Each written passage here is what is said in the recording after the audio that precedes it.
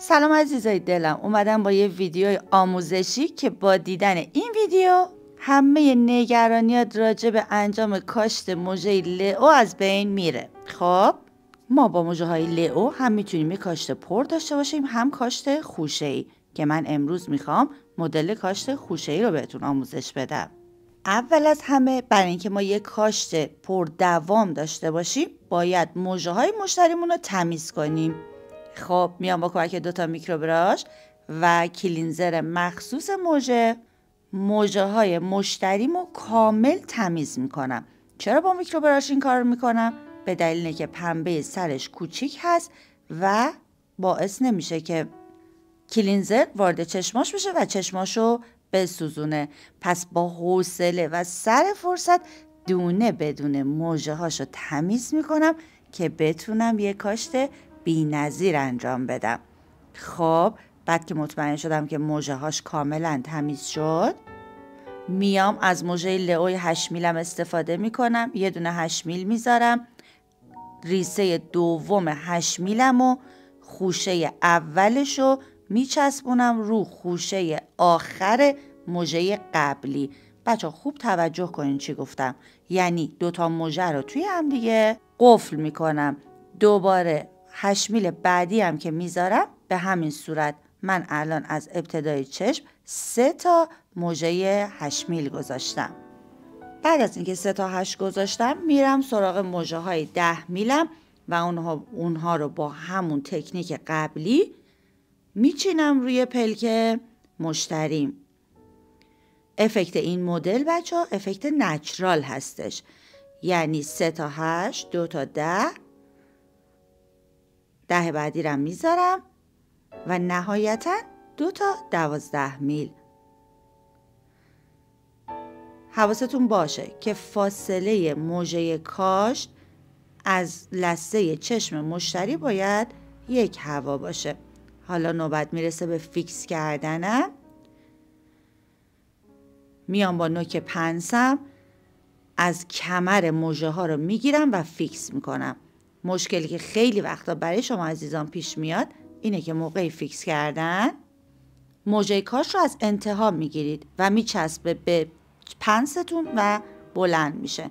خب این یه 12 میل و 12 میل بعدیم.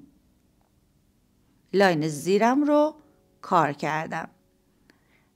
خب فاینالی که به ما داد فعلا برای تک لاین این شکلیه خوشگلا.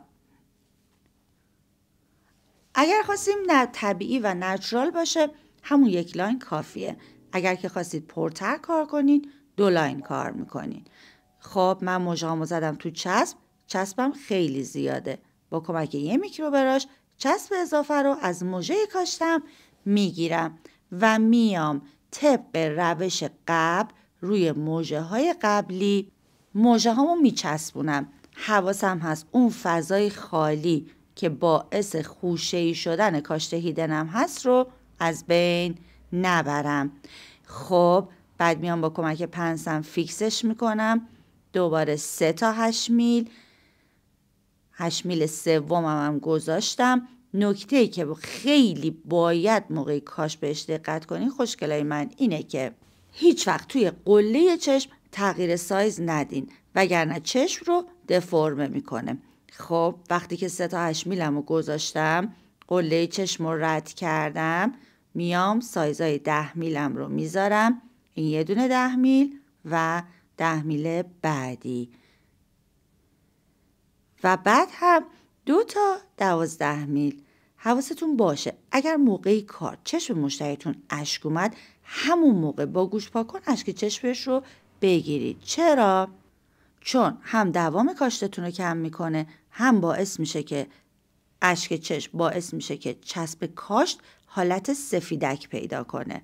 پس هر وقت دیدیم چشمش اشک اومد اشکا رو میگیریم. خب 12 میل بعدی من گذاشتم و با پنسم دارم فیکسش میکنم که 2 تا لاین قشنگ توی هم دیگه چفت بشه که این کار به دوام کاشت هیدنم کمک میکنه.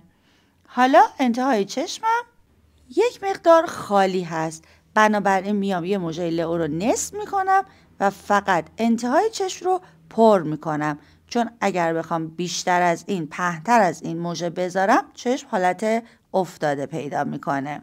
اینم از فاینال نچرال و بی‌نظیر ما.